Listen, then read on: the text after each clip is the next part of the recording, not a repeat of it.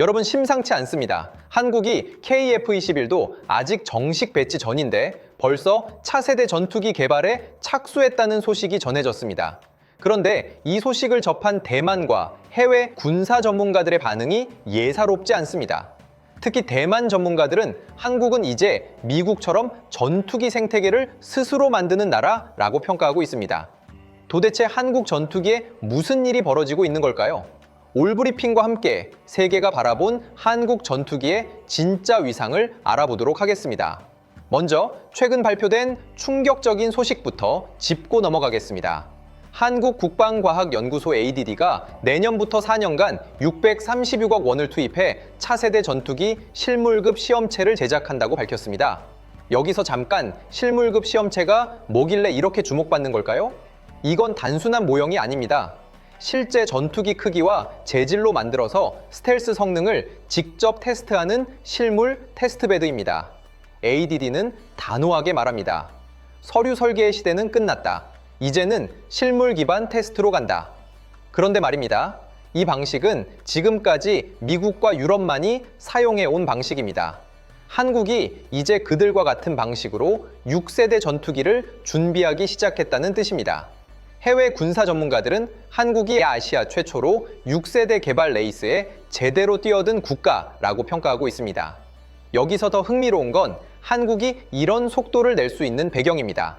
스톡홀름 국제평화연구소 SIPLE가 발표한 2024년 보고서에 따르면 한국 방산기업들의 매출이 전년 대비 무려 31% 성장했습니다.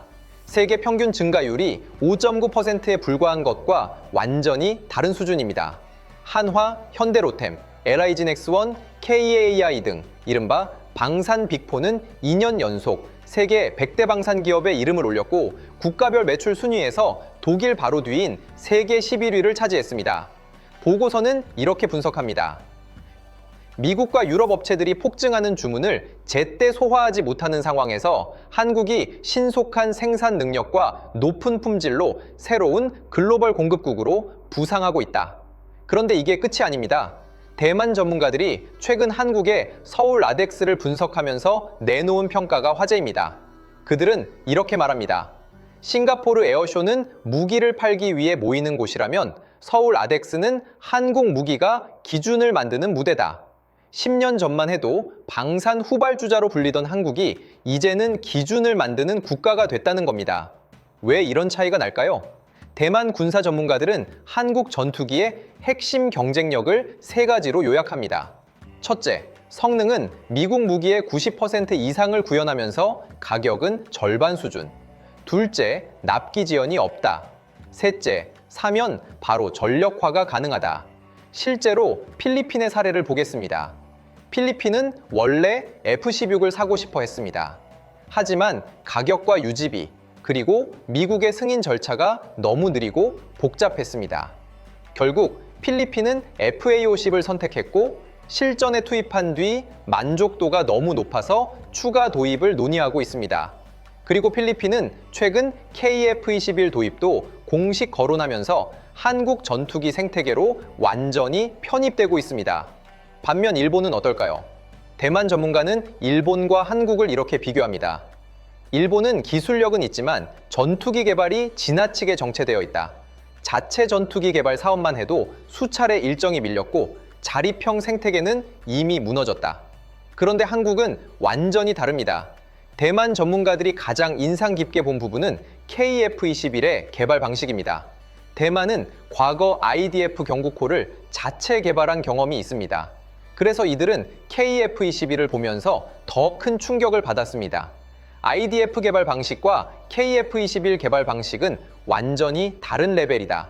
IDF는 초기 모델을 조금씩 개선하는 방식이었다면 KF-21은 처음부터 디지털 설계 기반으로 만들어졌다. 특히 이들이 주목한 건 한국의 이동식 중앙통제센터입니다. KF-21 시험 비행 데이터를 실시간으로 받아 비행 중 모든 상황을 입체적으로 분석할 수 있는 통합 시스템입니다. 대만 전문가는 말합니다. 대만은 이런 수준의 통제 체계를 가지고 있지 않다. 이건 완전히 다음 세대 개발 방식이다.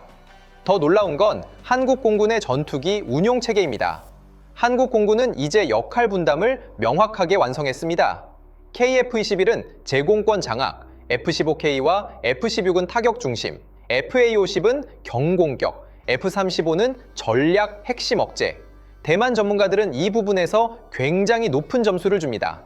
전투기 기종이 여러 개 섞여 있어도 한국은 그 역할을 정확하게 분담해 효율성과 전투력을 최대로 뽑아내고 있다. 그렇다면 한국의 차세대 전투기는 무엇을 노리고 있을까요? 군 소식통에 따르면 한국이 개발 중인 차세대 전투기의 핵심은 세 가지입니다. 첫째, 초저피탐 스텔스 기체 구조, 적 레이더망에서 완전히 벗어나는 능력입니다. 둘째, 차세대 AESA 레이더와 고성능 센서 융합 기술. 미래 전투기는 기체의 성능보다 센서의 성능이 전투력을 결정합니다. 셋째, AI 기반 통합 작전 체계. 조종사가 조종하는 기체가 아니라 AI가 항로 위협도 센서 무장까지 통합 판단하는 6세대 기준 전투기입니다. 일각에서는 한국이 사실상 2030년 이후 아시아 전투기 시장의 절대 강자로 자리 잡을 것이라는 전망이 나오고 있습니다. 단순한 무기 수출국이 아니라 전투기, 설계 생산, 운용 수출까지 전체 체계를 수출하는 전투기 생태계 수출국이 되는 것입니다. 대만 전문가는 그래서 이런 결론을 내립니다. 한국은 이제 아시아 전투기 시장에서 일본을 넘어선 지 오래다. 지금 한국이 경쟁해야 할 국가는 미국밖에 없다. 여러분, 정리해 볼까요? 한국은 지금 단순히 무기를 잘 만드는 나라를 넘어 미래 전쟁 양식을 바꾸는 국가로 도약하고 있습니다.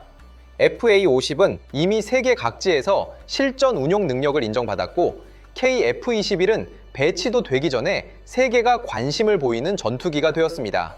그리고 차세대 전투기 프로그램은 한국이 아시아를 넘어 글로벌 전투기 개발의 중심으로 이동하고 있다는 신호입니다. 자랑스럽지 않으신가요? 여러분은 한국의 전투기 개발 속도에 대해 어떻게 생각하시나요? 댓글로 여러분의 생각을 남겨주시고요. 이 영상이 도움이 되셨다면 구독과 좋아요, 알림 설정까지 부탁드립니다. 지금까지 올브리핑이었습니다. 감사합니다.